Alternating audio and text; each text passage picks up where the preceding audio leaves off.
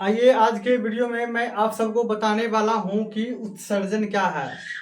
उत्सर्जन क्या है तो मैं हूं मिस्टर शर्मा। आप सबों को जो है नंबर वन ऑल सोल्यूशन में आप सभी का स्वागत करता हूं और आशा करता हूं आपको मेरा वीडियो अच्छा लगेगा और मन लगा कर पढ़िए, लिखिए, समझिए।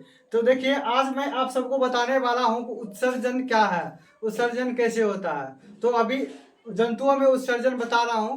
तो आप लोग देख लीजिए, उत्सर्जन दो प्रकार से होता है। जैसे मतलब उत्सर्जन को आगे बढ़ाए हैं तो वो जंतु में उत्सर्जन और दूसरा है पादपों में उत्सर्जन। तो जंतु में फिलहाल अभी देख लीजिए, जंतु का वर्णन कर रहे हैं। तो उत्सर्जनों के जो है उत्सर्जन क्या होता है, उत्सर्जन जो है जंतुओं में उत्सर्जन जो होता है वो दो तरह से होता है। जैसे एक होता है उत्सर्जी अंग होता है और दूसरा होता है उत्सर्जी पदार्थ। यानी उत्सर्जन से जो जहाँ से उत्सर्जन होता है जिस अंग से, वो उस अंग के बारे में बताऊंगा।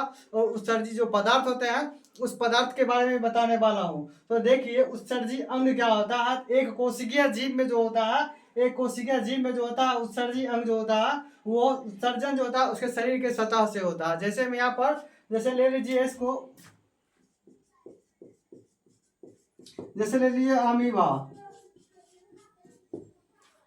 अब देख लीजिए अमीबा जैसे होता है भोजन वोजन कर लेता है, उसका जो भोजन के बाद अवशिष्ट पदार्थ बच जाता है, यानी शरीर के जिस भाग में रहता है उसी भाग से वो बाहर निकाल देता है, मतलब जो निकट पड़ जाता है वहीं से निकाल देता है। और जब भोजन करता है उस समय भी शरीर के जिस भाग मतलब जिस पार्ट से मतलब भोजन निकट रहता है वहीं से वो भोजन को पकड़ भी लेता है, खा भी लेता है, ग्रहण भी कर लेता है। तो देखिए एक कोशिकीय जीव में जो होता है उत्सर्जी जो उत्सर्जन जो होता है वो शरीर की सतह से होता है। और बहुकोशिकीय यानी जटिल बहुकोशिकीय जीवों में जो होता है, जैसे मान ले लीजिए मानव में बोला है उत्सर्जी अंग जो होता है वो मानव के विशिष्ट अंगों से होता है।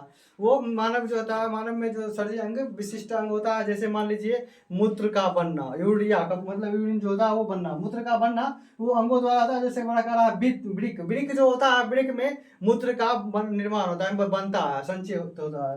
और फिर वो क्या होता है मूत्र वाहिनी होता है। मूत्र वाहिनी में क्या होता है मूत्र का जमा होता है, संग्रह होते रहता है, वहां पर जम जाता है। और फिर उसके बाद देख लीजिए ये है मूत्राशय। मूत्राशय जो है, मूत्राशय में भी मूत्र का जो है ये इकट्ठा होता है। मूत्र वाहिनी होता है, मूत्र का बाहर मतलब क्या करते हैं उसको ट्रांसफर कर देता है, बहाता है उसे। और देख लीजिए मूत्र मार्ग जो होता है, मूत्र मार्ग से होकर के जो है यूरिया मूत्र जो है वो शरीर से बाहर निकल जाता है। तो आप लोग देख कर समझ सकते हैं कि ये विशिष्ट अंग किसने कौन कौन से हैं। इसी तरह जो भोजन होता है, भोजन में भी पाचन होता है, पाचन होने के बाद होता है वो मल द्वार के बाहर से मल द्वार के माध्यम से वो बाहर निकल जाता है शरीर से। तो आज देख लीजिए फिर चलते हैं उत्सर्जी पदार्थ। उत्सर्जी पदार्थ क्या होता है, बोला जैव प्रक्रमों में जो उपापचयी क्रिया द्वारा जो होता है संचित वर्ज्य पदार्थ जो होता है वो देख लीजिए। और बोल रहा है वर्ज्य पदार्थ मतलब जहाँ से वो वर्जित किया गया, वर्ज्य अंग हो गया और वो पदार्थ है, दोनों चीज को हम यहाँ पर स्पष्ट रूप से लिख चुके हैं और समझा रहे हैं। जैसे बोला है कार्बन डाइऑक्साइड CO2 होता है। CO2 जो होता है फफूस में जो है रुधिर से अलग हो जाता है।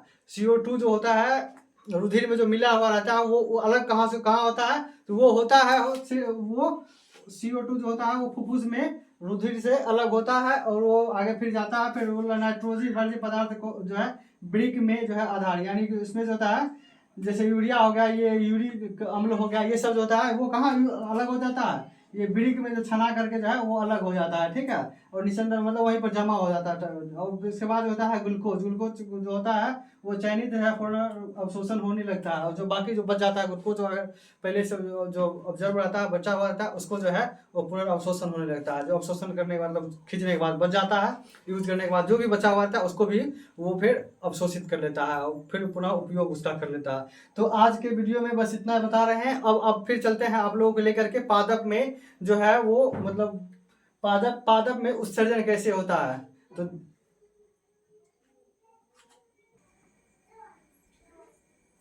देखिए, तो फिर अब हम लोग देख लेते हैं पादप में जो है उत्सर्जन कैसे होता है। पादप में जो होता है उत्सर्जी पदार्थ एवं तरीका। पादप जो है, पादप में उत्सर्जी पदार्थ और तरीका। पादप में उत्सर्जी पदार्थ ये आ जाएगा, ये हो जाएगा कार्बन डाइऑक्साइड हो जाएगा, ऑक्सीजन हो जाएगा और जल हो जाएगा। और तरीका ये हो जाएगा रंध्रों में या फिर वात रंध्रों में।